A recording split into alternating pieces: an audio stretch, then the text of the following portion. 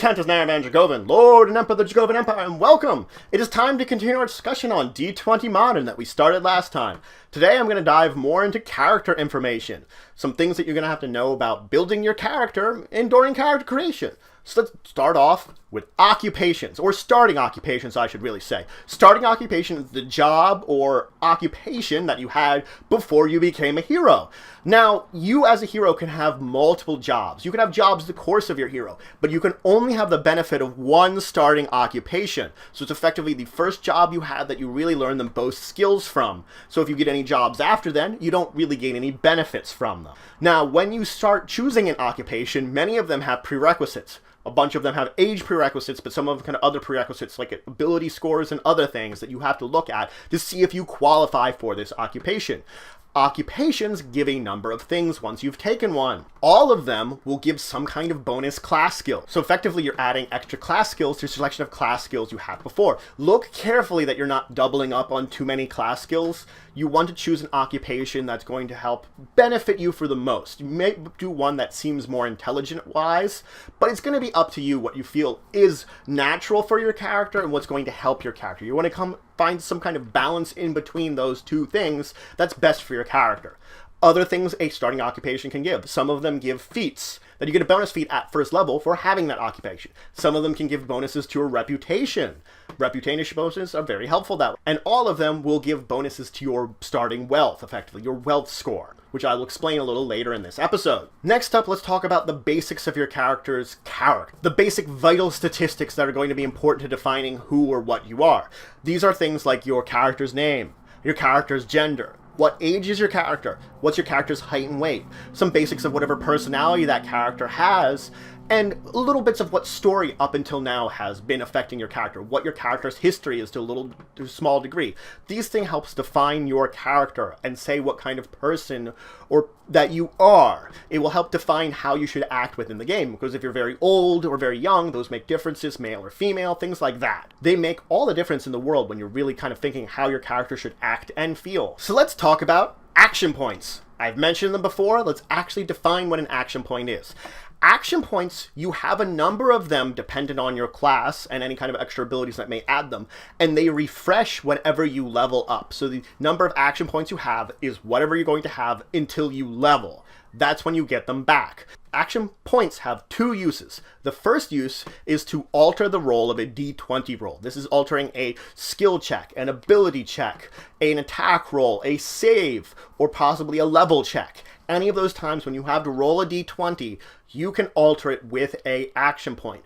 What effectively you would do is you would roll your D20, and if you, before your game master says whether if you success or fail, you can choose to use an action point. The action point will give you an extra D6 that you can roll and add that number to your D20. So you're modifying your D20 roll with a D6. Success or failure is still not known at this point in time, so you're not knowing if it would have been a huge distance you're failing from and the D6 is not going to help or not. You don't know that.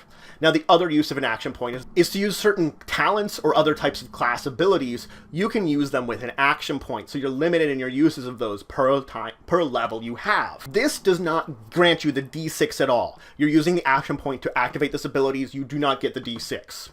You also cannot use an action point whenever you're taking a 10 or a 20. Most of the times you're going to take those are going to be on skill checks. And when you're doing that, you cannot use an action point. Now, you can only use one action point per turn. Regardless of whatever you are using, you can only use one per turn. And action points do actually increase their ability as you level up. The higher levels you go, the more D6s you get, to a maximum of 3d6. So action points do scale with you as a character. Now, your character could have an alignment. This is either some individual, some organization, some nation that you're loyal to, and it might be good to define that to sort of give what kind of group you're involved in. Your character will have a reputation. Now, reputation is very abstract, and it's going to be up to your GM to determine when reputation may matter. It might be a scene, it might be only a single encounter. Whatever time reputation will come up, your GM will note of it, and your GM will roll it for you. So your GM is going to be rolling reputation to see if it comes up. Because reputation is not based upon you, it's based upon the NPCs you're encountering, the non-player characters, whoever your GM is controlling. When it comes up, your GM will roll a D20 roll.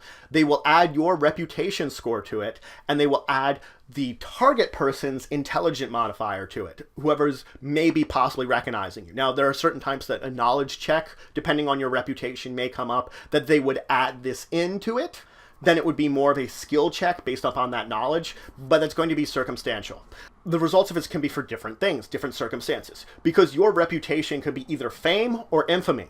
Fame would be if you're like a hero doing really great things. Infamy if you're sort of a villain, a thief, some kind of bad person, more on the end of a bad person, and your reputation will reflect that based on what you actually are being as a character. Just because you have a reputation doesn't mean what kind of reputation is it. The kind of actions you've been taking define the type of reputation that it is. Now, depending on the person that we're having this reputation check will depend on how this affects them then. If it's someone that will look to fame, then you're going to get a bonus of +4 to a list of charisma-based skill checks to affect and work with that person. On the other hand, if you're infamous and this person would like fame instead of infamy, wouldn't like you because of it, you get a penalty. So reputation has both a possibility of giving a bonus and a penalty, and it's incredibly circumstantial, depending on A, if they recognize you, and B, if your type of reputation pertains to their type of attitude and whether they would like you or not from that. Now let's talk about wealth. Every character has wealth. It's a representation of the kind of money that you have coming and going in. And the reason that we don't have actual money written down is you're in a modern world. Money is much more of a flux. You're basically getting money in, sending it out. You're not going to be hoarding gold for any reason. You're going to be doing things like paying bills, paying taxes, buying food. Money is going to be changing very often. So that's why we're talking about this as a wealth score. Now, your wealth score is going to be based on your starting occupation plus 2d4 that you're going to roll as a starting character. So you roll your 2d4, you add whatever your occupation wealth would be to that number, and that's the wealth you start with. This represents you being your purchasing power, effectively. How much you can purchase for things. And your wealth will go up and down as the game goes on. Your wealth can never go below 0, and it can go up to the sky's the limit. You know, it can keep going up higher and higher to whatever. But it will reflect the changes. If you're buying something really expensive, my wealth is going to go down. While if I'm just buying sort of normal things, I'm not going to have to worry about it. When you want to purchase something, regardless of how expensive it is, you have to make a wealth-based check. Your wealth check is going to be a D20 roll, and you add your wealth modifier to it, and the DC will depend upon whatever it is you're trying to buy. More expensive things will have a higher wealth check.